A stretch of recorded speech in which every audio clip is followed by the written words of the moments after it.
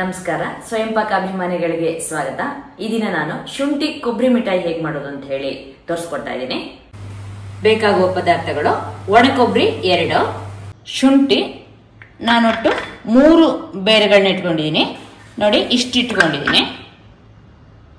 ನೀರು 1/4 ಕಪ್, ಸಕ್ಕರೆ 1/4 ಕಪ್ನಷ್ಟು. ಸಕ್ಕರೆ ಹರಳು ದಪ್ಪ ಇತ್ತಂದ್ರೆ ನೀವು ಪುಡಿ ಮಾಡಿ ಹಾಕೋದೇ ಉತ್ತಮ. ಕೆಲವೊಮ್ಮೆ ಸಕ್ಕರೆ ಬೇಗ ಕರಗೋದಿಲ್ಲ. ಮಿಠಾಯಿ ತೆಗೆಯುವ ತಟ್ಟೆಗೆ ಸ್ವಲ್ಪ ಎಣ್ಣೆ ಹಚ್ಕೊಳ್ಳೋಣ. ನೀವು ಬೇಕಾದ್ರೆ ತುಪ್ಪ ತಿನ್ನೋರಾದ್ರೆ ತುಪ್ಪ ಹಚ್ಕೋಬಹುದು. ಕೊಬ್ಬರಿಯ ಮೇಲಿನ ಸಿಪ್ಪೆನ ತೆಗೆದುಕೊಳ್ಳೋಣ. ಕೊಬ್ಬರಿಯ ಮೇಲಿನ ಕಪ್ಪು ಸಿಪ್ಪೆನೆಲ್ಲ ತೆಗೆದಿದ್ದೀನಿ. ಈಗ ಇದನ್ನ ತುರ್ಕೊಳ್ಳೋಣ. ಹಾಗೆ ನೀವು ಈ ಮೇಲಿನ ಸಿಪ್ಪೆ ತೆಗೆದಿದ್ದಿಲ್ಲ, ಇದನ್ನ ನೀವು ಹಾಳು ಮಾಡೋದೇನ್ ಬೇಡ. ಚಟ್ನಿ ಪುಡಿಗೆ ಅಥವಾ ಚಟ್ನಿ ಮಾಡ್ಬೇಕಾದ್ರೆ ಗೊಜ್ಜಿಗೆ ಕೂಡ ಇದನ್ನ ನೀವು ಬಳಸ್ಕೋಬಹುದು. ಕೊಬ್ಬರಿನ ಮಿಕ್ಸರ್ ಜಾರಿಗೆ ಹಾಕಿ ಒಂದ್ ಸುತ್ತು ಇದನ್ನ ರುಬ್ಕೊಳ್ಳೋಣ. ಕೊಬ್ಬರಿ ತುರಿ ಎಲ್ಲ ಒಂದೇ ಸಮ ಆಗ್ಲಿಕ್ಕೆ ನಾನು ಈಗ ಇದನ್ನ ಒಂದ್ ಸುತ್ತು ರುಬ್ಬಿದ್ದೀನಿ. ಶುಂಠಿ ಮೇಲಿನ ಸಿಪ್ಪೆ ತೆಕ್ಕೊಳ್ಳೋಣ. ಸಿಪ್ಪೆ ತೆಗೆದ್ಬಿಟ್ಟು ಇದನ್ನ ತುರಿಯೋಣ. ನಾನು ಎಳೆ ಶುಂಠಿ ತಗೊಂಡಿದ್ದೀನಿ, ಅದರಿಂದ ಇದರಲ್ಲಿ ನಾರಿನ ಅಂಶ ಇಲ್ಲ, ಅದರಿಂದ ನೇರವಾಗಿ ಹಾಕ್ತಾ ಇದ್ದೀನಿ.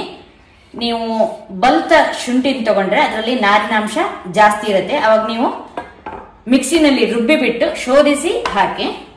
ಹೀಗೆ ಸ್ವಲ್ಪ ಈ ನಾರಿನ ತರದ್ದಿದೆ, ಅದಕ್ಕೆ ಸ್ವಲ್ಪ ನೀರು ಹಾಕಿ ಅದನ್ನು ಕೂಡ ಚೆನ್ನಾಗಿ ಕಿವುಚ್ಬಿಟ್ಟು ಪಾತ್ರೆಗೆ ಹಾಕ್ತಾ ಇದ್ದೀನಿ.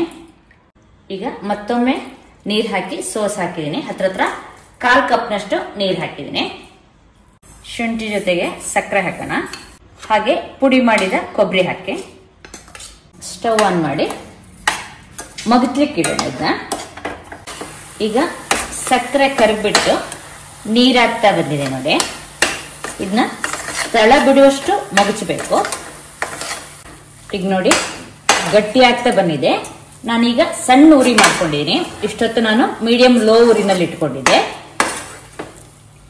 ಈಗ ನೋಡಿ, ಚೆನ್ನಾಗಿ ತಳ ಬಿಟ್ಕೊಂಡು ಒಂದು ಮುದ್ದೆ ತರ ಆಗಿದೆ ನೋಡಿ. ಈಗ ಇದನ್ನ ಸ್ಟವ್ ಆಫ್ ಮಾಡಿಬಿಟ್ಟು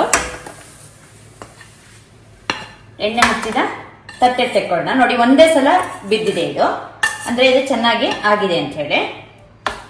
ಚೆನ್ನಾಗಿ ಸುತ್ತ ತಟ್ಟೆಗೆ ಬರುವಂತೆ ಇದನ್ನ ಹರಡ್ಕೊಳ್ಳೋಣ.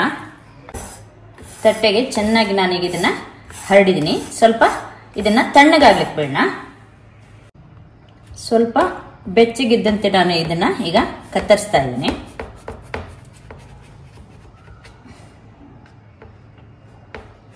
ಮಧ್ಯೆ ಕತ್ತರಿಸಿ ಹಾಗೆ ಪಕ್ಕದಲ್ಲಿ ಕತ್ತರಿಸ್ಕೊತಾ ಬನ್ನಿ.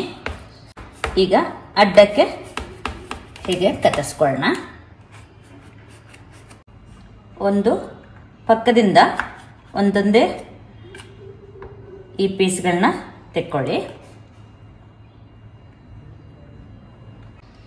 ಒಟ್ಟು 36 ಪೀಸ್ಗಳಾಗಿದೆ.